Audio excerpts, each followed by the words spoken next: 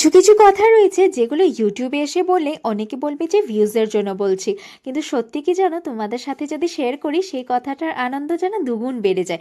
যেমন এই কথাটায় আমাদের বাড়ির আশেপাশে সবার বাড়িতে ডালিয়া ফুল ফুলে গিয়েছিল, আর আমাদের বাড়িতে একটাও ফুলে নেই। তাই গপুকে বলেছিলাম তাড়াতাড়ি আমাদের বাড়িতে যদি ফুটে যায় তাহলে প্রথম ফুল দিয়ে তোমাকে পুজো দেব।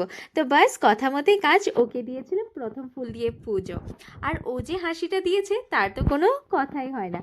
আজকের ওয়েদারটা এত সুন্দর ছিল তাই মাকে বলেছিলাম খিচুড়ি বানাতে। আর খিচুড়ি আমার যে পরিমাণে ভালো লাগে, মাছ মাংস না খেয়ে আমি কিন্তু 1 মাস থাকতে পারবো, কিন্তু খিচুড়ি না খেয়ে পারবো না।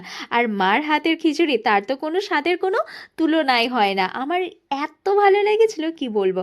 তারপর ফেস প্যাক লাগিয়ে নিয়েছিলাম বসে, কারণ ফেসটার যত্ন নেওয়া তো খুবই দরকার। ফেস প্যাক লাগানোর পরে আমার যে ফেসে গ্লোটা এসেছে কি বলবো। আর তোমরাও যদি এই গ্লোটা চাও আমার কিন্তু আগের ভিডিও গিয়ে দেখতে হবে। তারপরে একটি কেকের অর্ডার ছিল, সেটা আমি বানিয়ে নিয়েছিলাম।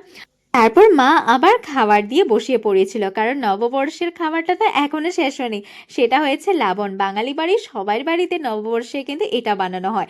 তারপর ছাদে চলে গিয়েছিলাম, ছাদে গিয়ে দেখি কি সুন্দর ফুল ফুলেছে। এই ফুলটার ওয়েট কিন্তু আমি 3 বছর ধরে করেছিলাম।